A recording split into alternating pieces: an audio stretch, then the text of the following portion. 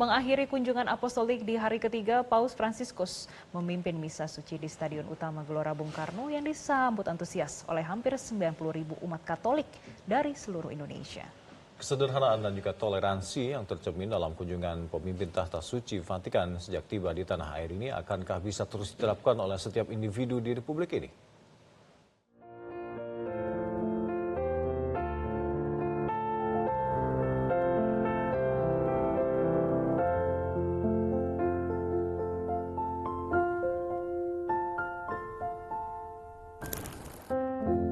Perasaan bahagia, nuansa kerukunan, serta kedamaian menjadi cerminan nyata semboyan Bhinneka Tunggal Ika yang tengah menyelimuti langit Jakarta. Meneduhkan pikiran yang sedang gelisah dengan suguhan kegaduhan politik yang sempat mengguncang demokrasi belakangan ini. Permettetemi di fare ora un riferimento al preambolo della vostra Costituzione del 1945, il quale offre indicazioni preziose sulla direzione del cammino che l'Indonesia democratica e indipendente ha scelto. E quella è una storia molto bella, quando uno la legge vede che è stata una scelta di tutti, no? Per ben 2 volte, in poche righe, il preambolo fa riferimento a Dio Onnipotente e alla necessità che la sua benedizione scenda sul nascente Stato dell'Indonesia. Similmente, il testo che si apre alla vostra legge fondamentale a 2 riprese tratta dalla giustizia sociale, auspicando che si instauri un ordinamento internazionale fondato su di essa, considerata tra i principali obiettivi da realizzare a vantaggio dell'intero popolo indonesiano. Unità nella molteplicità, giustizia sociale, benedizione divina sono dunque i principi fondamentali destinati a ispirare e orientare programmi specifici. Sono come la struttura portante la solida base sulla quale costruire la casa. E come non notare che tali principi si accordano molto bene con il motto di questa mia visita in Indonesia: fede, fraternità, kompasio.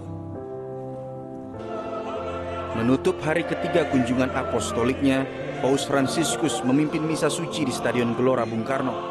Hampir 90.000 umat Katolik dari seluruh penjuru Indonesia menyambut antusias dan penuh sukacita.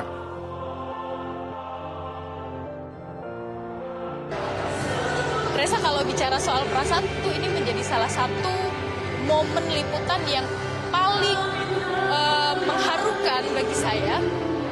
Maaf, saya sedikit emosional karena ini merupakan salah satu momen yang saya tunggu-tunggu ketika saya mengetahui ada informasi bahwa Paus Fransiskus akan datang ke Indonesia.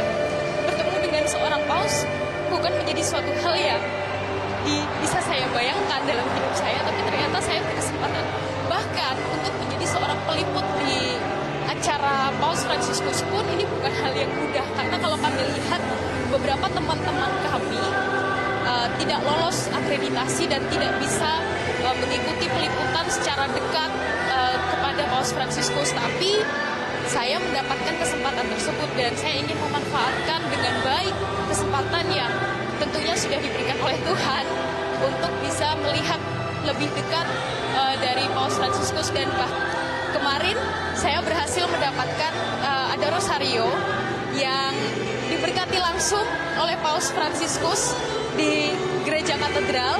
Ini menjadi suatu hal yang sesungguhnya benar-benar tidak ada dalam bayangan saya. Ini menjadi suatu hal yang luar biasa, akan menjadi sebuah cerita untuk anak cucu saya nanti pastinya bagaimana saya bisa bertemu dengan seorang Paus Fransiskus.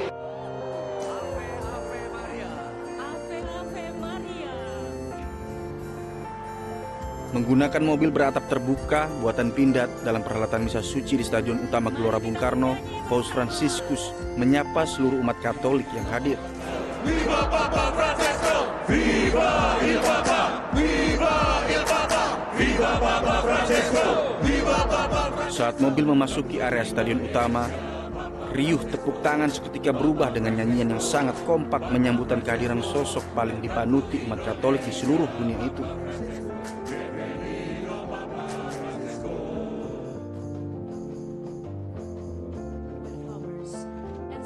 Sebelumnya pada Kamis pagi, Paus Fransiskus mengawali kunjungan apostolik di hari ketiga dengan mengunjungi Masjid Istiqlal. Disambut Imam Besar Masjid Istiqlal dan diiringi tabuhan marawis dengan lantunan selamat datang di Masjid Istiqlal, Sri Paus kemudian menandatangani prasasti terowongan silaturahmi yang menghubungkan Istiqlal dengan gereja katedral. Paus Fransiskus sekaligus menjadi saksi atas pemanfaatan terowongan silaturahim itu. Piace ricordare che questa moschea è stata progettata dall'architetto Friedrich Sillermann, che era cristiano e si aggiudicò la vittoria del concorso.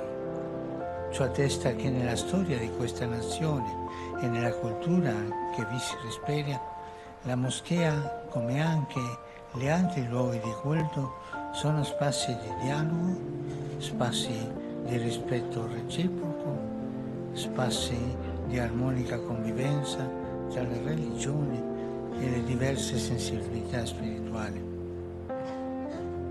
Questo è un grande dono che ogni giorno siete chiamato a coltivare, perché l'esperienza religiosa sia punto di riferimento di una società fraterna e pacifica e mai motivo di chiusura o scontro.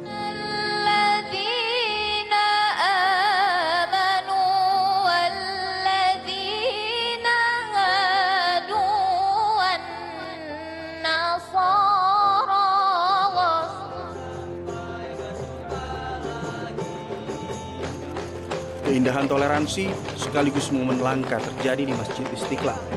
Imam Besar Masjid Istiqlal Nasaruddin Umar mencium kening Sri Paus sebanyak 2 kali, yang disambut balasan ciuman tangan oleh Paus Fransiskus kepada Nasaruddin Umar sebanyak 2 kali pula. Pesan Paus tadi itu sangat mendasar ya, sangat filosofis, bahkan sangat sofistik menurut hemat saya, sangat dalam. Mari kita menghayati sekali lagi apa yang digambarkan tadi Paus itu ya. Dan juga mungkin bisa disejajarkan dengan apa yang tadi saya statementkan. Jadi mungkin teorinya apa yang disampaikan oleh Paus, tapi kami ingin merealisasikan dalam bentuk fakta dengan adanya terowongan, dengan adanya joint parking di sini ya, dan berbagai macam kegiatan bersama yang kita lakukan. Toleransi itu bukan hanya diseminarkan, toleransi itu bukan hanya diwacanakan, tapi toleransi itu dibuktikan. Inilah yang dilakukan Istiqlal. Tidak banyak bicara, tetapi banyak berbuat. Dan kami menghimbau pada rekan-rekan semua, mari kita bekerja dengan hati nurani, karena hati nurani berbicara bisa diterima semua pihak. Saya motonya, humanity is only one. Kemanusiaan itu hanya satu, gak ada bedanya satu sama lain. Itu sesuai dengan prinsip kami dalam Islam. Walaqad karamna bani Adam. Allah memuliakan anak cucu Adam. Anak cucu Adam, apapun agamanya, etniknya, warga negaranya, jenis kelaminnya, we are the same, kita sama semuanya. Prinsip toleransi yang selalu digaungkan oleh pemimpin tertinggi Gereja Katolik itu terbukti mampu menginspirasi lintas umat. Kali pertama dalam hidup saya mengunjungi,